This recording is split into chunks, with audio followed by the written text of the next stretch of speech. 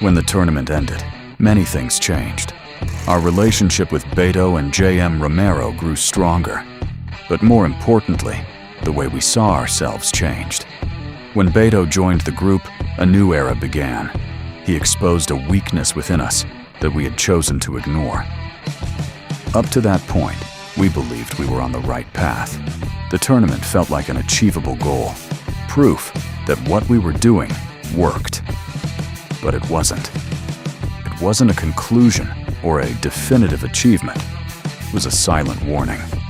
Because it didn't matter how much we progressed in some areas if we had neglected the most basic one. And that neglect, sooner or later, was going to demand its price. We had a good level in kicks. We were starting to explore takedowns and ground fighting, but we had forgotten striking techniques, punches, the most basic aspect of fighting. Our level there was practically non-existent. So Juan David faced Beto, but he couldn't use kicks. His taekwondo was useless this time. They would fight in Beto's territory. Boxing. We had seen Beto fight before, but watching from the outside is very different from being there, realizing that nothing works. The group fell silent. Every attempt felt useless. Every movement was anticipated. Juan David never had a chance. Beto in 2023 was a technical beast, calculated, fearless. He dodged as if punches were coming in slow motion, blocked basic attacks, and countered with powerful overhand punches loaded from above. Juan David lost to him. Beto's arrival changed the balance of power. It was time for us to become stronger. So the ranking was created. It wasn't professional. It was a mix of respect, fear, experience, and potential. An imperfect snapshot of who we were back then. First place was Rafa. Advanced high kicks for someone who had never trained in a formal school. Devastating power and knowledge of takedowns that made him dangerous at any distance. Second place was Ive, the heaviest fighter in the tournament at the time. Supposedly a wrestler. And although his style was rough, his weight and strength made him a real threat. You couldn't play around with him. Third place was Antoine, a prodigy of strength. At 15 years old, he had the power of an adult.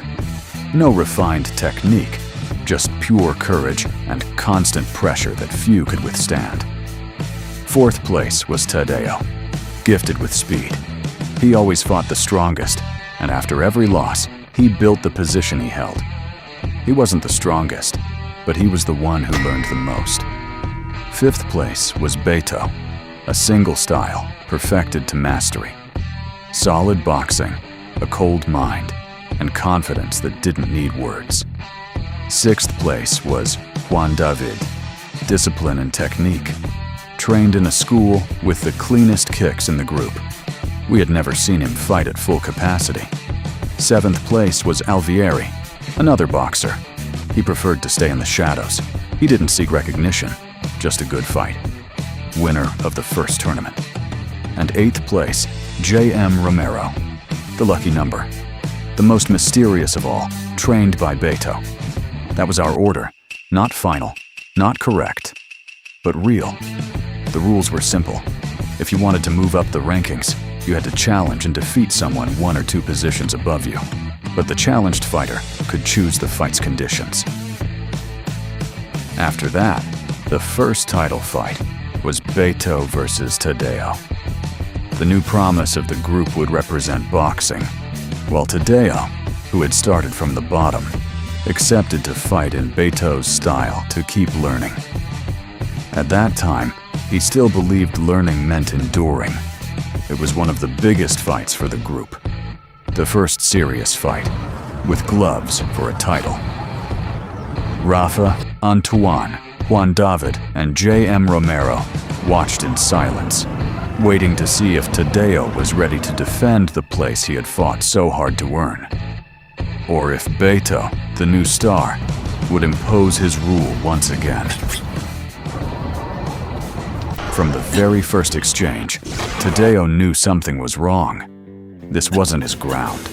There was no room to improvise, no rhythm he could impose. Beto's punches arrived before he could even think. Some landed clean on his face, and when he managed to dodge, it wasn't by choice, it was by mistake. He was reacting, not deciding. Meanwhile, Beto fought calmly. He measured distance, read movements. When he noticed the advantage, he began mixing head and body shots with precision. At that moment, Tadeo stopped fighting to win and started fighting to survive. And then something strange happened. Under constant pressure, Tadeo threw a punch without thinking. It wasn't technical, it wasn't clean, it wasn't planned. It was pure instinct. And for the first time one of his punches landed. It didn't change the fight, but it changed something inside him. That's when he understood the difference between strength and knowledge, between trying to impose yourself and understanding what's actually happening. Tadeo lost that fight, and this time the loss didn't feel isolated. It wasn't just him. It was the entire group realizing, for the first time, how dangerous it was to ignore the basics. Respect for boxing changed completely. It stopped being a compliment and became a priority. From that day on, it was no longer your problem if you lost. It was a collective flaw we all had to fix. But leaving boxing aside for a moment, when I moved again to a city not far from my friends, I enrolled in a Muay Thai school. In my mind, that was the official beginning. The sport of my life. Gloves, heavy bags, real strikes, teammates training the same way I was. I felt like I was finally where I belonged. That idea didn't last long. Before I even trained, the coach stopped me. He looked at me and said that if I truly wanted to go far, if I planned to compete someday, Muay Thai wouldn't be enough. Where I was going, no one fought with just one style. It wasn't a suggestion, it was a condition. If I wanted to stay, I had to learn a secondary martial art.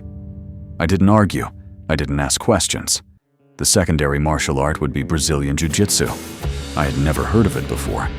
It wasn't in my head when I thought about fighting. It wasn't in the videos that motivated me or the Pinterest image I had seen. I thought it would be the same as always. Gloves, bags, strikes, but it wasn't. They told me I had to go to the ground, that before learning how to attack, I had to learn how to pass guard, control, wait, think. And that hurt more than any punch. On the ground, it didn't matter how hard you kicked. Everything you thought you knew stopped working. There was no room for ego. Every mistake felt immediate, silent, inevitable.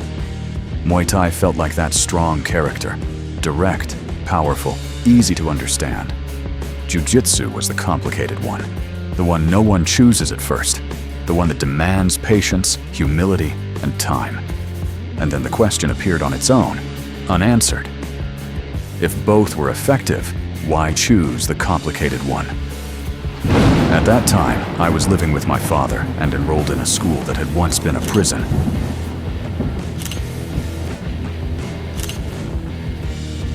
And still looked like one. It had a calisthenics area, and that's where I met Juan Perez. Perez practiced Taekwondo, so we connected quickly.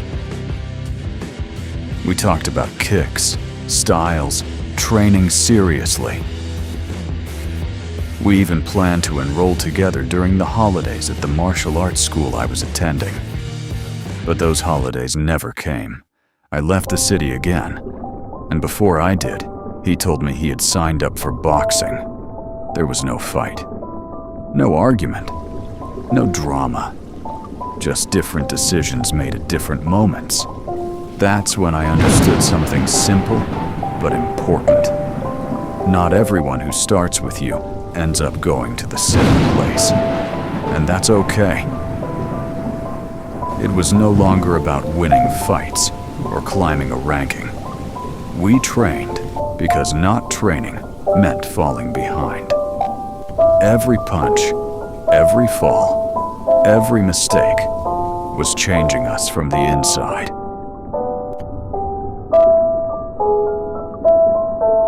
And without realizing it, something began to form, long before we knew what it would be called.